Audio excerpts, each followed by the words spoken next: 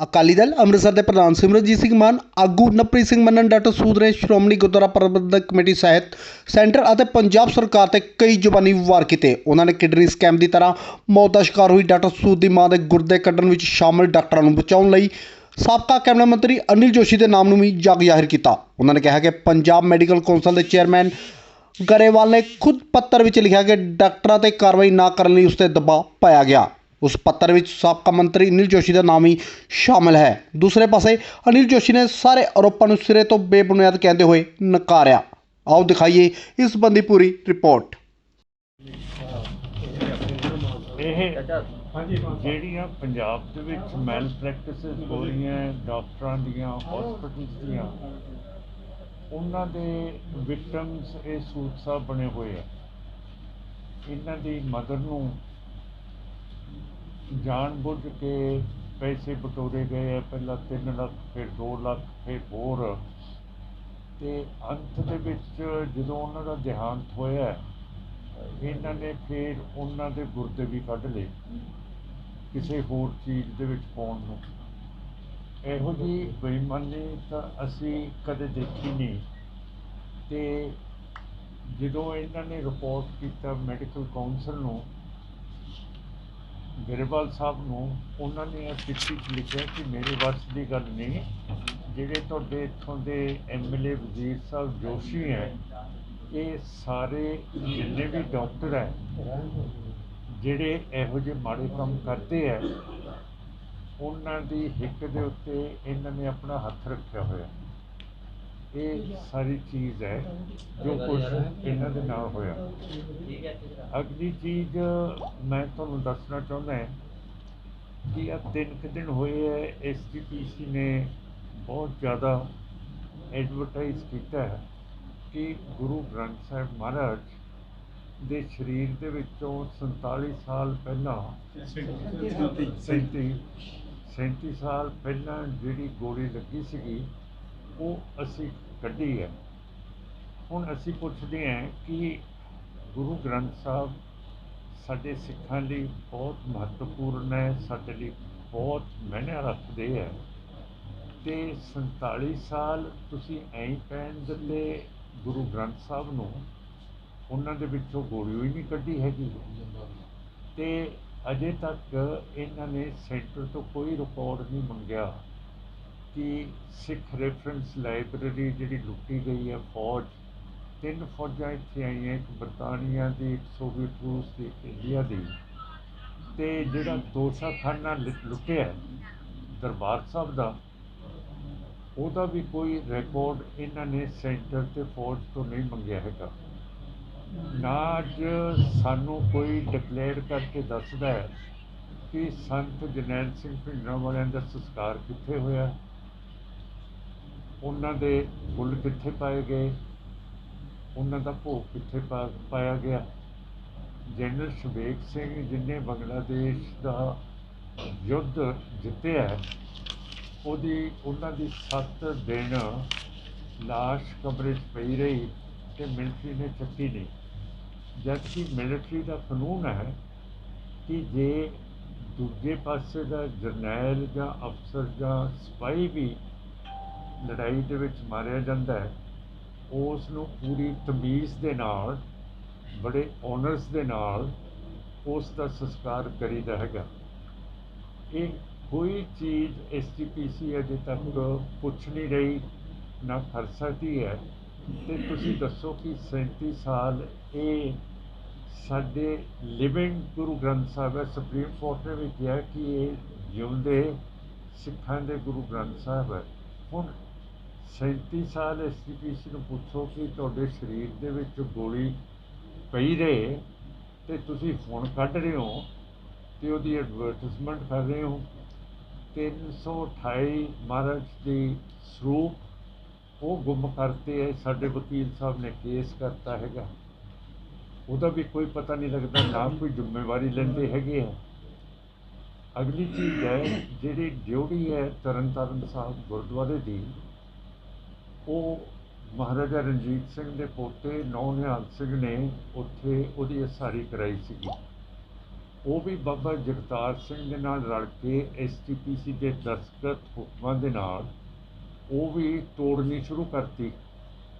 ਜੇ ਅਸੀਂ ਉੱਥੇ ਮੌਕੇ 'ਤੇ ਨਾ ਪੁੱਜਦੇ, ਉਸ ਇਮਾਰਤ ਇਤਿਹਾਸਿਕ ਇਮਾਰਤ ਨੂੰ ਇਹਨਾਂ ਨੇ ਤਾਂ ਬਿਲਕੁਲ ਖਤਮ ਕਰ ਦੇਣਾ ਸੀਗਾ। ਇਹਨਾਂ ਨੂੰ ਕੋਈ ਪਤਾ ਨਹੀਂ ਕਿ ਇਤਿਹਾਸਿਕ ਜਿਹੜੇ ਸਾਡੇ ਖਜ਼ਾਨੇ ਹੈ ਉਹ ਕਿਹੜੇ ਆ। ਕੋਈ ਬਾਬਾ ਟੋਡਰ ਮੱਲ ਦੀ ਹਵੇਲੀ ਪਈ ਹੈ ਫਤਿਹਗੜ੍ਹ ਸਾਹਿਬ, ਉਹਦਾ ਨਿਪਟਾਰਾ ਕਰਨਾ ਸੀ, ਪੈਸੇ ਵੀ ਆਏ ਹੋਏ ਹੈ, ਉਹਦਾ ਵੀ ਅਜੇ ਤੱਕ ਨਹੀਂ ਕਰਦੇ ਹੈਗੇ। ਮੇਰਾ ਕਹਿਣ ਦਾ ਮਤਲਬ ਹੈ ਕਿ ਇਹਨਾਂ ਨੇ ਸਾਡਾ ਸਾਰਾ ਵਿਰਸਾ ਹੈ ਉਹ ਬਰਬਾਦ ਕਰਤਾ। ਜਿਹੜੇ ਬਲੂ ਸਟਾਰ ਦੇ ਵਿੱਚ ਤੋਪਾਂ ਤੇ ਟੈਂਕਾਂ ਦੇ ਨਿਸ਼ਾਨੇ ਲੱਗੇ ਹੋਏ ਹੈ, ਉਹ ਵੀ ਇਹਨਾਂ ਨੇ ਪੂਰਤੇ ਹੈ, ਉਹਨਾਂ ਦੇ ਉੱਤੇ ਪੇਂਟ ਲਾਤਾ ਹੈ। ਜਿਹੜੇ ਸਿੱਖ ਗਜ਼ਨੀ ਤੋਂ ਸੋਮਨਾਥ ਦੇ ਮੰਦਿਰ ਦੇ ਦਰਵਾਜ਼ੇ ਲੈ ਕੇ ਆਏ ਸੀ ਚਾਂਦੀ ਦੇ, ਉਹ ਵੀ ਲਾ ਲਏ ਹੈ, ਉਹਦੀ ਜਗ੍ਹਾ ਹੋਰ ਲਾਤੇ ਹੈ।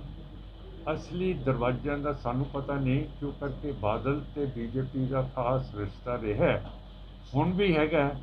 SCP ਵੀ ਅਜੇ ਵੀ ਬਾਦਲ ਦੇ ਕੋਲੇ ਹੈ, ਅਤੇ ਉਹਦਾ ਵੀ ਸਾਨੂੰ ਨਹੀਂ ਪਤਾ ਹੈਗਾ ਕਿ ਉਹ ਦਰਵਾਜ਼ੇ ਕਿੱਥੇ ਹੈ।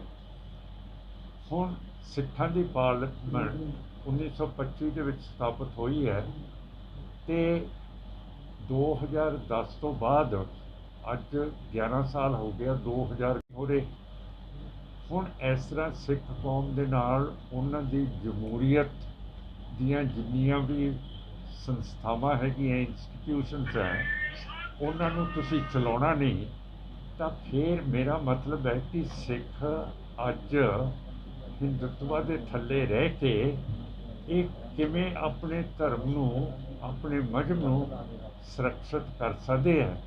ਹੁਣ ਪਾਕਿਸਤਾਨ ਦੇ ਵਿੱਚ ਕੁਰਾਨ ਦੇ ਉੱਤੇ ਕੋਈ ਬੇਅਦਬੀ ਹੋ ਜੇ, ਸਿੱਧਾ ਉਹਨੂੰ ਫਾਂਸੀ ਮਿਲਦੀ ਹੈ। ਜਿਹੜੇ ਧਰਮ ਦੇ ਖਿਲਾਫ ਕੁਛ ਕਰਦਾ ਹੈ, ਬੜੀ ਸਖਤ ਉਹਨਾਂ ਨੂੰ ਸਜ਼ਾਵਾਂ ਦਿੱਤੀਆਂ ਜਾਂਦੀਆਂ।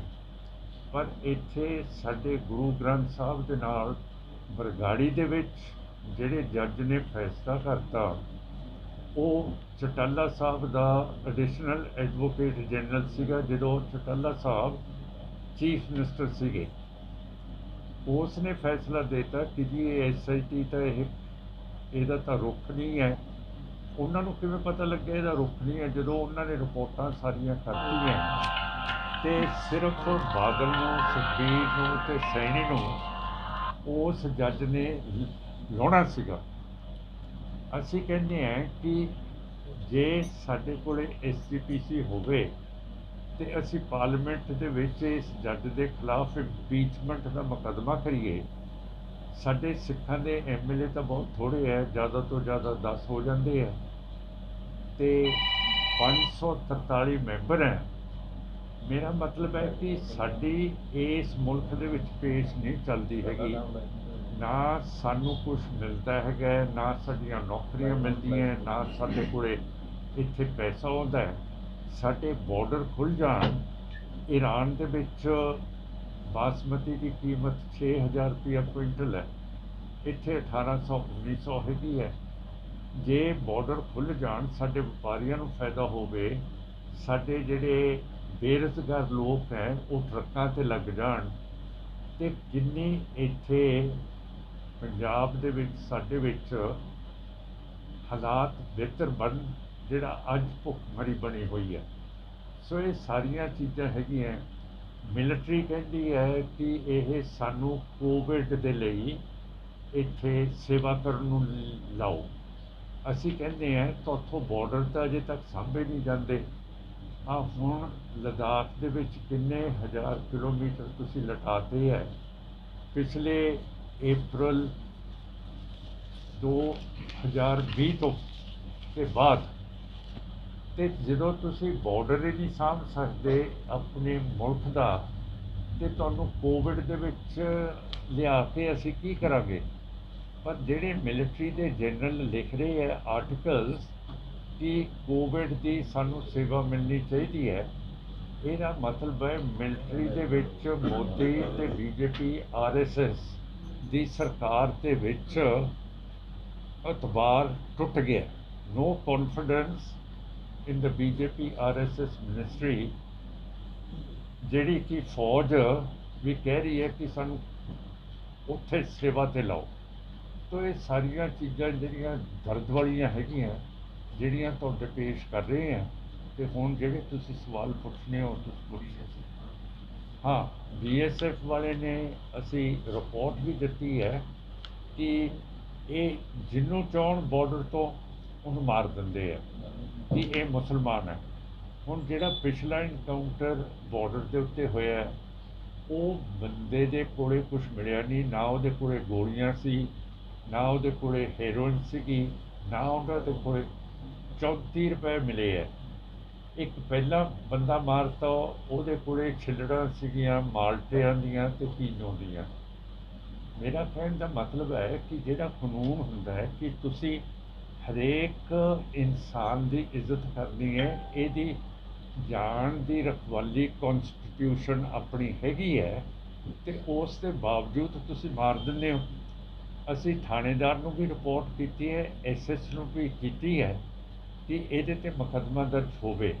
ਅਜੇ ਤੱਕ ਉਹ ਮੁਕੱਦਮਾ ਨਹੀਂ ਦਰਜ ਹੋਇਆ, ਤੇ ਅਸੀਂ ਆਖਰੀ ਵਾਰੀ ਤਰਨਤਾਰਨ ਦੇ DC ਤੇ SSP ਤੋਂ ਰਿਪੋਰਟ ਲੈ ਕੇ ਫਿਰ ਅਸੀਂ ਹਾਈ ਕੋਰਟ ਦੇ ਵਿੱਚ ਮੁਕੱਦਮਾ ਕਰਾਂਗੇ ਕਿ ਇਸ ਤਰ੍ਹਾਂ BSF ਕਿਵੇਂ ਕਿਸੇ ਬੰਦੇ ਨੂੰ ਬਾਰਡਰ ਦੇ ਉੱਤੇ ਮਾਰ ਸਕਦੀ ਹੈ ਜਿਹਦੇ ਕੋਲੋਂ ਕੋਈ ਚੀਜ਼ ਲੱਭੀ ਨਹੀਂ।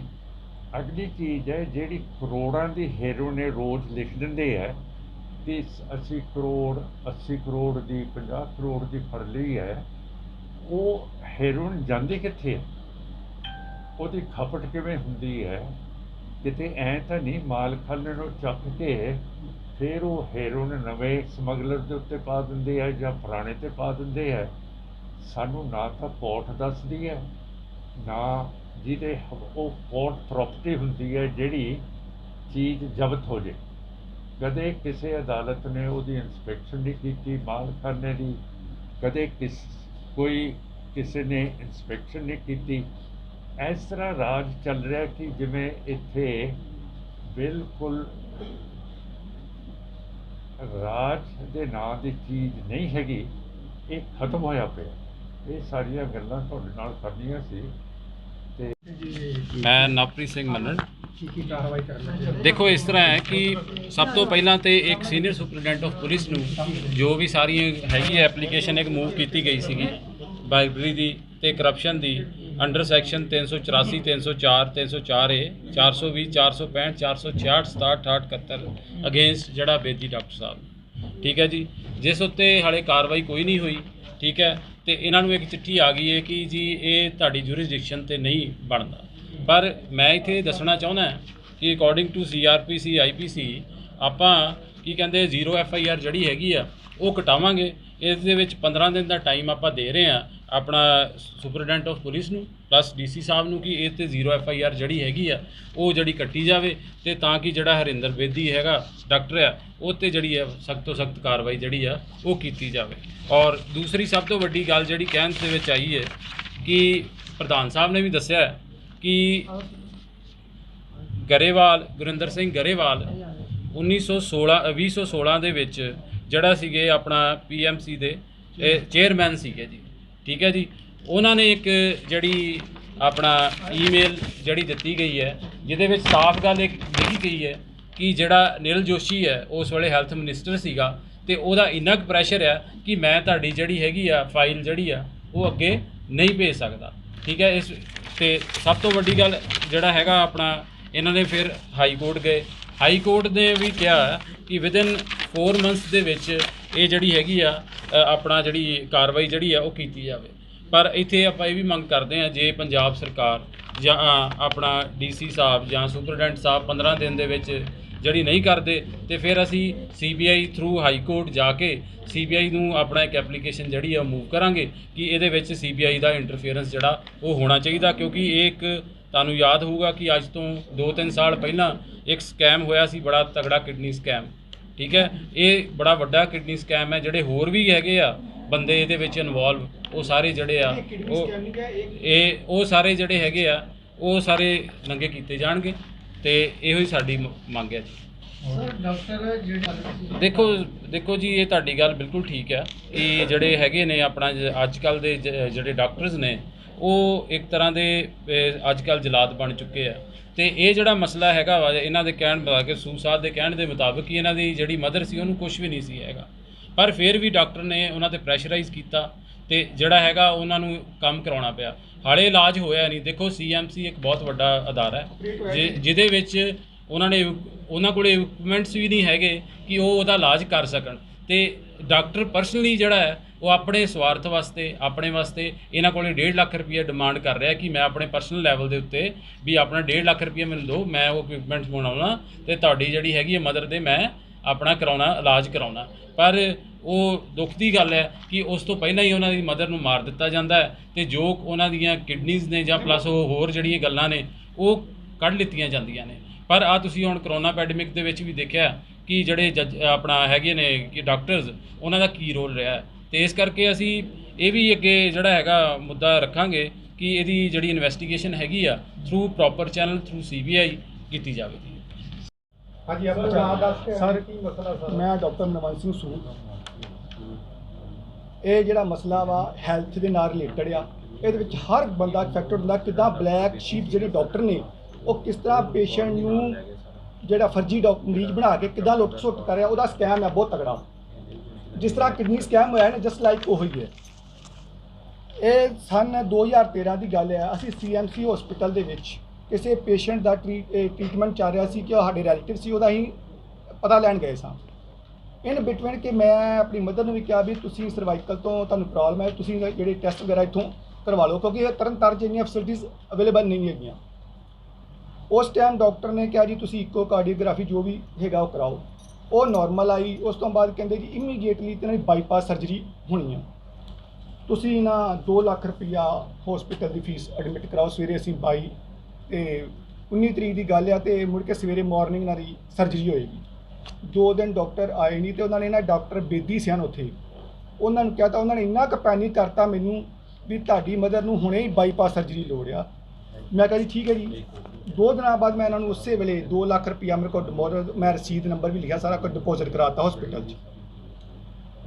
ਹਸਪੀਟਲ ਦੀ ਫੀਸ ਡਿਪੋਜ਼ਿਟ ਹੋਣ ਤੋਂ ਅੱਧੇ ਘੰਟੇ ਬਾਅਦ ਉਹਨਾਂ ਮੈਨੂੰ ਕਾਲ ਕੀਤਾ ਵੀ ਤੁਸੀਂ ਆਓ ਮੇਰੇ ਕੈਬਿਨ 'ਚ।